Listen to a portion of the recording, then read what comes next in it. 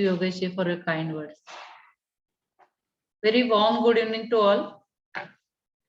In the year 2019, there was Criminal Amendment Law Bill, which was passed with some changes in the basic criminal law, and mostly it was meant to bring it gender neutral in some of the offences. But what is more important, there was a lot of changes in the some offences which are very important. That is 354 IPC Indian Penal Code, and also rape charges. There were a lot of amendments and a lot of things came into the purview of the rape charges. Previously, it was rape definition was very limited, but later on it was like any part of the body also, if it touches, then also it was rape. We will discuss the rape charges in a one, I would say, in a detail. But today we will be taking up 354 Indian Penal Code, which is very important. I would say before rape, we should go what is a 351 basic. Somebody is stalking you or somebody is showing you some video clip from his mobile without your consent. That is also an offense under Indian Penal Code, which many of us do not know. That we sometimes let it go, let him behave like this. But this is not done. He may be your relative, he may be your friend, he may be your teacher, he may be your senior. He can't do this. He can't show you any document or any video clip which is without your consent, which you feel it is offensive. If somebody shows me a nude picture, I will be uncomfortable.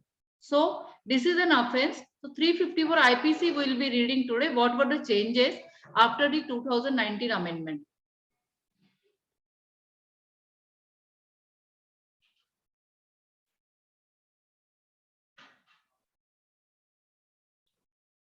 First, we'll go to the 354.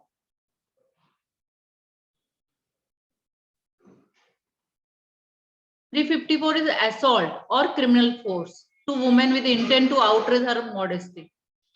हम लोग पहले इसको बोलते हैं छेड़छाड़ का case. It was so simple. 354 was bailable also, and there was no much punishment. Now it is maximum is 5 years. See the difference, and this all happened after the Nirbhaya matters in Delhi.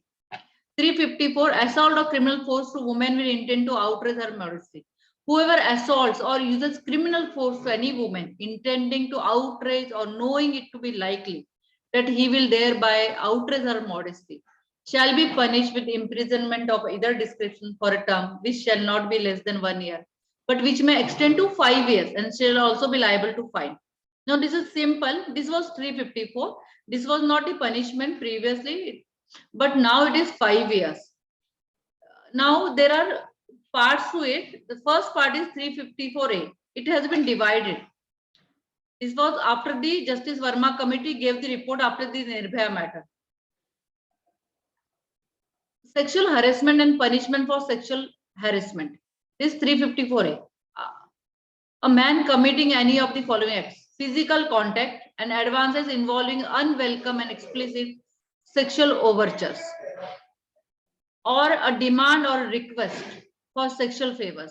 आपने कुछ बोल भी दिया, that is also an offense. Showing pornography, that is video clip बता दी against the will of a woman, or making sexually colored remarks. कुछ ऐसी बात मतलब कुछ कपड़े पे कुछ कमेंट कर दिया. This will be 354A. So you have to be very careful when you talk to women. Now next is, shall be guilty of the offense of sexual harassment. Now here, any man who commits the offense specified in clause 1 or clause 2 or clause 3, subsection 1, shall be punished with rigorous imprisonment for a term which may extend to 3 years, or with fine, or with both. Now third, any woman who commits any man who commits the offense specified in clause 4 of subsection 1 shall be punished with imprisonment either discretion for a term which may extend to 1 year, or with fine, or with both. Now next is 354B. Look at the definition and the description given in that. Assault or use of criminal force to women with intent to disrobe. कपड़े खींच रही है या कुछ खींचा ऐसे जानबूझ के. Any man who assaults or uses criminal force to any woman or abates such act with the intention of disrobing or compelling her to be naked shall be punished with imprisonment of either description for a term which shall not be less than 3 years, but which may extend to 7 years. The punishment is different for different acts and shall also be liable to fine. Next is voyeurism. Any man who watches or captures the image of a woman engaging in a private act in circumstance. Isko voyeurism ko the meaning is ताक-झाँक करना. But here, because we have now mobile and many other things, the wording से उसका ऐसे captures the image of a woman engaging in a private act in circumstances where she would usually have the expectation of not being observed, either by the perpetrator or by any other person. Suppose she is changing clothes in a bathroom और आपके हाथ में आपको कहीं से वो दिख रहा है और आपने जानबूझ के देखा तो वो गलत है. At the behest of perpetrator or disseminate such image shall be punished on first conviction with imprisonment of either description for a term which shall not be less than 1 year, but which may extend to 3 years, and shall also be liable to fine and be punished on a second or subsequent conviction with imprisonment of either description for a term which shall not be less than 3 years, but which may extend to 7 years. मतलब maximum punishment यहाँ 7 years भी बताई, and shall also be liable to fine. Explanation भी है इसका. For the purpose of this section, private act includes an act of watching carried out in a place which in the circumstance would reasonably be expected to provide privacy. अगर वो अपने घर में कुछ कर रहा है, हमने देख लिया तो वो गलत है. If they are doing in garden, then it cannot be privacy. And where the victim's genitals, posterior or breasts are so exposed or covered only in underwear, or the victim is using a lavatory, or the victim is doing a sexual act that is not of a kind of ordinarily done in public. अब public में अगर कुछ garden में कर रहे हो तो it will not be voyeurism. Then it is in the public eye you are doing. The next is explanation 2, where the victim consent to the capture of images or any act, but not to their dissemination to third person. Ever such image or act is disseminated, such dissemination shall be considered an offense under this section.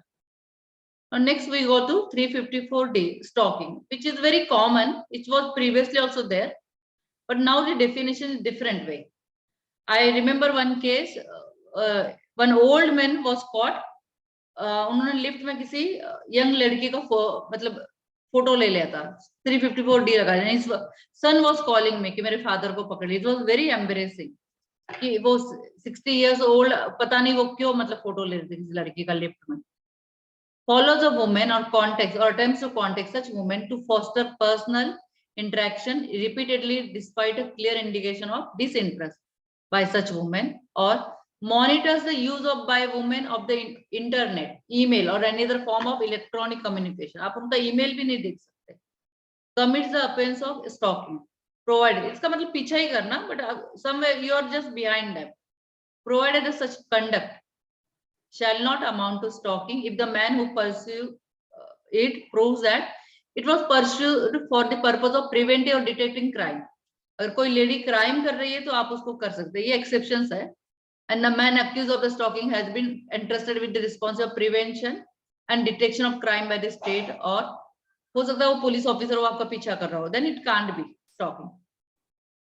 It was pursued under any law or to comply with any condition or requirement imposed by any person under any law, or in the particular circumstances such conduct was reasonable and justified. Whoever commits the offense of stalking shall be punished on first conviction with imprisonment or either discipline for a term which may extend to 3 years, and shall also be liable to fine and be punished on a second or subsequent conviction. जो बाद में वापस अगर आपने same offence continue किया, कभी कुछ लोग वापस पीछा करना शुरू कर देते हैं, with imprisonment of either description for a term which may extend to 5 years and shall also be liable to fine. Now what we see here, that 354 definition has become more wide now. You can't मतलब उसको exhaustive बना गया है, and for the purpose कि women can be protected. After Nirbhaya, the view is the of the society as well the parliamentary, the woman has to be they are subject to such kind of cruelty, or in a way they are stalking or voyeurism is going on, and because of the social media we have to take care, and because of it there was so many changes in this law. And this 2019 amendment is very important. There were other changes also. We will take one by one. This was the first one I want to take. Now Pragati will read something related to it only.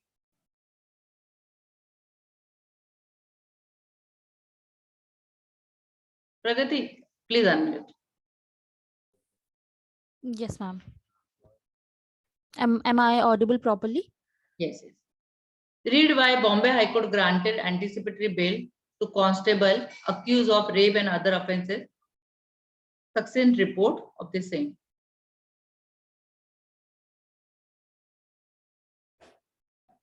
You can start from here. Justice Sandeep K. Shinde granted anticipatory bail to a constable accused of rape and other offences as detailed below. Instant anticipatory bail application was filed in crime registered under Section 376, Clause 2, Subclause N, Section 354, Subclause 5, Section 417, Section 419, Section 427, Section 504, Section 504, Clause 2, Section 502 of the Indian Penal Code 1860, read with Section 66, Clause C of the Information Technology Act 2000. Applicant was attached to constabulary cadre of Maharashtra Police and was serving at the Traffic Department, Malabar Hill, Mumbai. Complainant developed a close friendship with the applicant after being deployed, and the same took form of a love affair. Later, the complainant alleged that the applicant has suppressed his marital status. Though the complainant alleged the applicant had informed her his wife was psychologically unwell and hence he desired to divorce his wife. Further, in the year 2018, the applicant borrowed money from the applicant from time to time, and when she demanded her money from him, he abused her. Applicant, on the false promise of marriage, persuaded the complainant to succumb to physical desires at various places and hotels. It was also alleged that the applicant had recorded her obscene videos and was threatening to upload the same on social media and disseminate the same to her relatives if she refused to maintain the relationship with him. Applicant damaged the complainant's cell phone to cause disappearance of the evidence also. After such incidents, complainant disclosed everything to applicant's wife. She also added that her proposed marriage broke down since the applicant sent some objectionable messages to her sister of her fiancé. So we'll come to the decision part.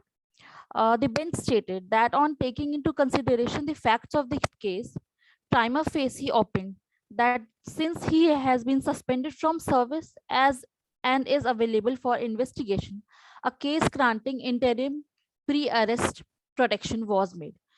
High Court directed the investigation officer to place the reports for further consideration on 19 July 2021.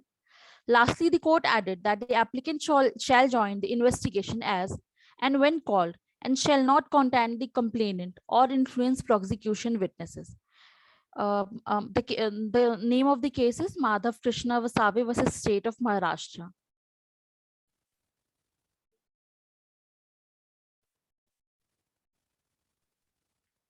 This was the case. It was a love affair, and also what was more important here to notice that the court did grant the bail, but it has put condition.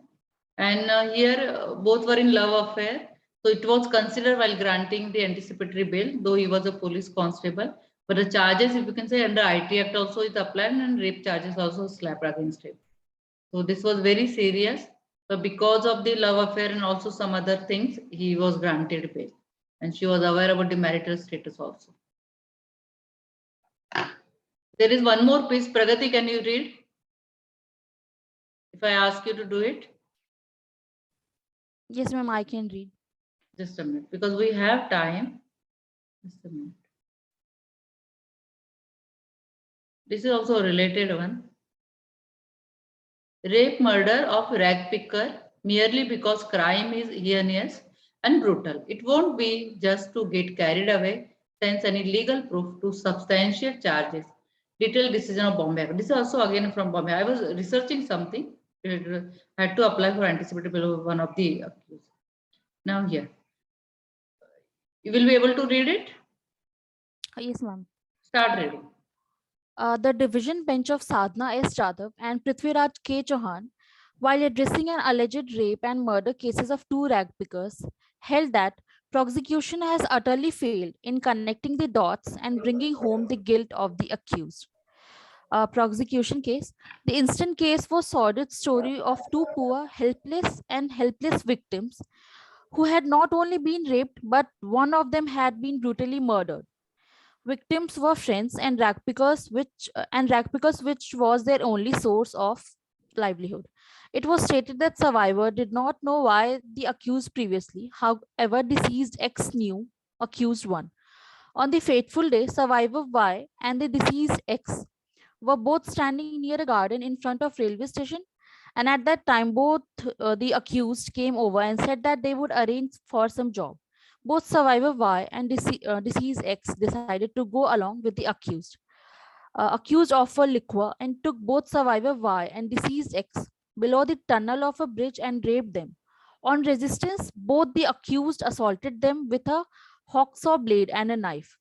Deceased X and survivor Y sustained multiple injuries on the vital parts of their body. However, survivor Y escaped from the clutches of the accused and ran away from the spot. While running away, she fell down the bridge and sustained a head injury. She became unconscious. However, deceased X died on the spot due to multiple injuries. On the basis of information given by the survivor Y, an FIR came to be recorded. Crime came to be registered under the sections 302, section 376, clause 2, read with section 34 of the Indian Penal Code 1860. A reference under section 366, subclause 1 of the CRPC had already been made by the additional session judge for confirmation of the death sentence. Now coming to the analysis, law and decision.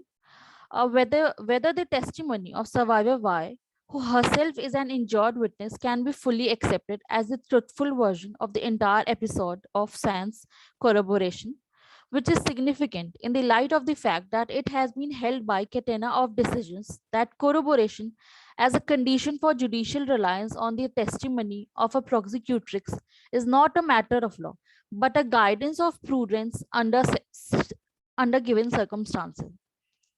High Court stated that normally evidence of an injured eyewitness cannot be discarded in toto, particularly when the evidence is tested in the light of broad probabilities. It can be concluded that he or she was a natural eyewitness and had no reason to concoct a case against the accused. Court added that merely because she is an injured eyewitness, her evidence cannot be mechanically accepted, though her testimony holds more credence. Bench, while elaborating further, stated that looking to the report of the psychiatrist coupled with the fact that the survivor Y was under the influence of the liquor at the same time of the incident, it would not be safe to accept her testimony as a truthful version of the incident in respect of the alleged assault by the accused.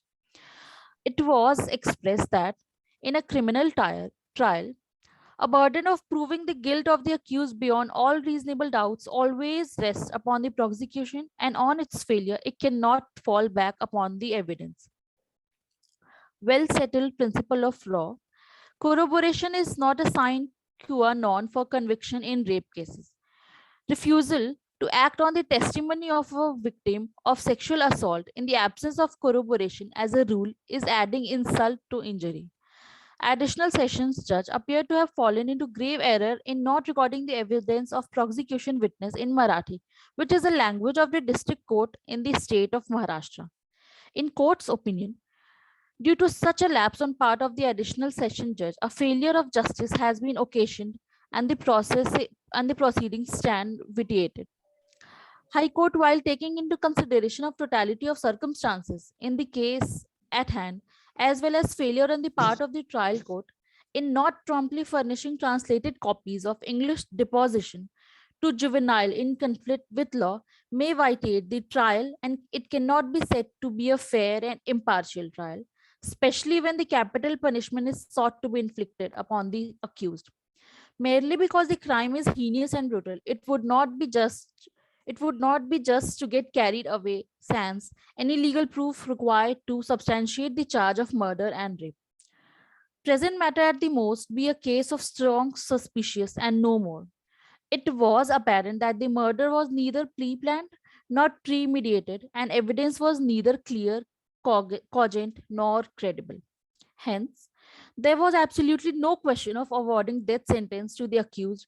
Rather, it was a case wherein the accused must be given a benefit of doubt, nay, it would be a travesty of justice.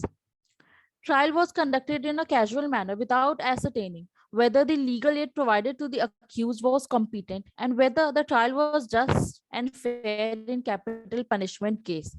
The quality and credibility of the evidence adduced is not even up to the mark. Since the prosecution miserably failed to bring home the guilt of the accused, there was no question of considering whether the case falls under the rarest of rarest category, wherein the question of award of capital punishment or otherwise would arise. High Court opened that the decision of the additional session judge was full of surmises and conjectures. The entire approach of the trial court in dealing with the evidence was patently illegal, and the conclusions arrived at it were wholly untenable. Therefore, bench acquitted the accused of the offences punishable under the section 376, clause 2, subclause G, section 302, and section 326 of the Penal Code 1860, in view of section 368, clause C of the Criminal Procedure Code.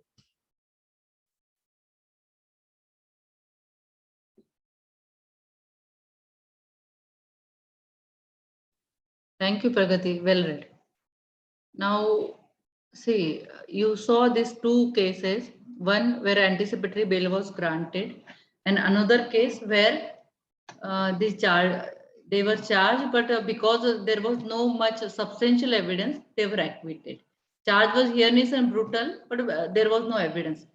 So, I would say under Indian law, it is very easy to file complaint, but to prove is the most difficult thing. So if you are for the complainant or victim, you have to have your tap on the law since beginning. If you are for the complaint, because always you will not be for accused. There is a possibility that you will be appearing for the victim, for the first informant, or for the complainant. All these three are one and the same. But then you should know that what will cause acquittal of the accused, what will give the bail rights to the accused. They can invoke 430, 430 and 439. Always remember, be careful whenever you are for the complainant. It is really very easy sometimes for to go get away with the charges because of the lack of the proper evidence. These were very important. Today's session is important in view of these two judgments, which gives the second judgment, which Pragati read. Actually, it has used very nice material and the words which you should be using in your regular bail applications and the criminal trials. I'll ask Vandana to put that judgment, which is of Justice Sadhana, and one more judge in the group. Now we'll be having little vocabulary, legal vocabulary words. The first word is empower. Empower is very regular word. Women empowering, women empowerment. You must have heard always. But here we will be using the word in the legal context. The Constitution of India empowers the court to do fair justice for people of India. Which, see, court को भी कोई empower करता है. कौन करता है? Law empower करता है. Constitution of India empower करता है. Inequitable. Now inequitable is like injustice. This is really inequitable when neither you are returning the goods nor making payment. So आप whenever you are drafting, you can always say कि जब भी आप draft कर रहे हो तो आप ये कर सकते हो कि बोल सकते हो कि आप he is becoming very inequitable accused. He is neither returning the goods nor making payment. Adherence. You have to adhere to time schedule. Adherence होता है, निष्ठा होता है to follow it properly. Nice practice, perfection.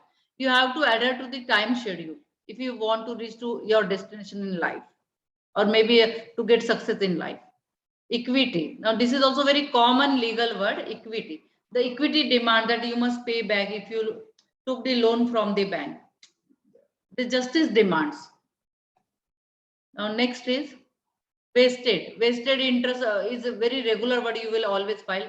You have had vested interest in the shop and therefore you never suggested that I buy the same. Because आपका कोई vested interest है इसलिए आपने मुझे कभी guide ही नहीं किया.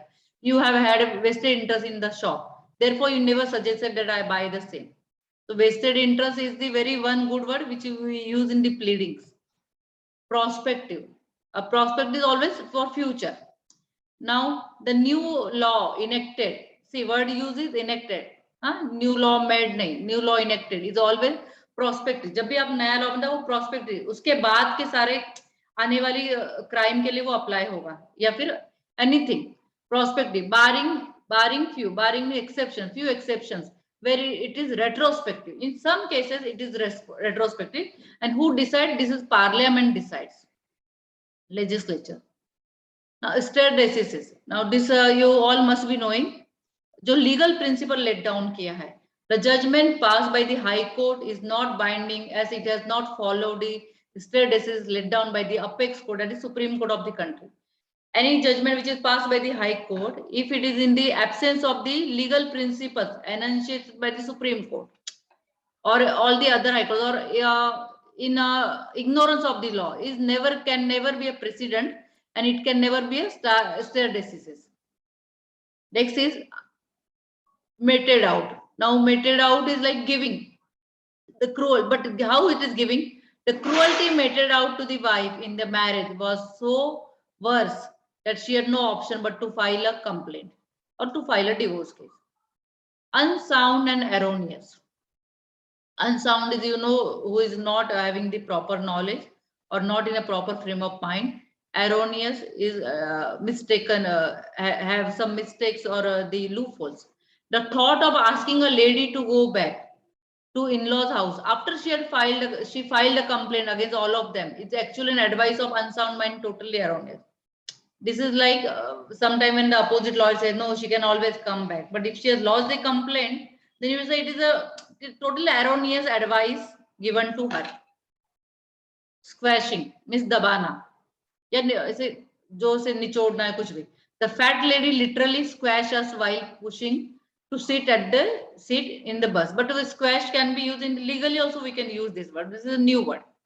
Prohibitions, which is very regular word, that is restriction. The prohibitions are many but rarely followed. बहुत सारे prohibition है.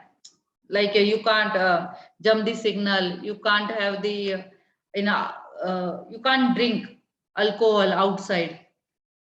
The provisions are many but rarely followed. Hence, law is broken at every step, and therefore this anarchy in the country. Anarchy मतलब अराजकता हो गई, lawless country, lawlessness. See, anarchy is also used and a prohibition is also used. So, I would say आपको legal vocabulary अगर develop करनी है, तो today's two decisions which Pragati read can be put in the group, and you can take out only 10 words. And make some sentences with the knowledge that what is the meaning of these words. And if you go on doing this 10 words each day, it will be like I would say 300 words a month. And these words will get repeated subconsciously in your mind. And when you are drafting, you will be using these words. You will be in fact using as a vocabulary. And when you use such good words, it is bound to help you before the court. Also, they impress the learned presiding judge, impress your opponents, impress the other lawyers, impress your client. So it's better as a lawyer, we should not use only simple words. See, we always say we should speak simple English. But when you are lawyers, you are in the noble profession, you are expected to use good words. See, the word anarchy, sought after, prohibitions, these are very important words. If you start using it, the cruelty meted out. Cruelty given is not the right word. The cruelty is done to her. Cruelty meted out to the wife. And this will be reflected in your drafting if you use it. So anybody wants to ask any questions?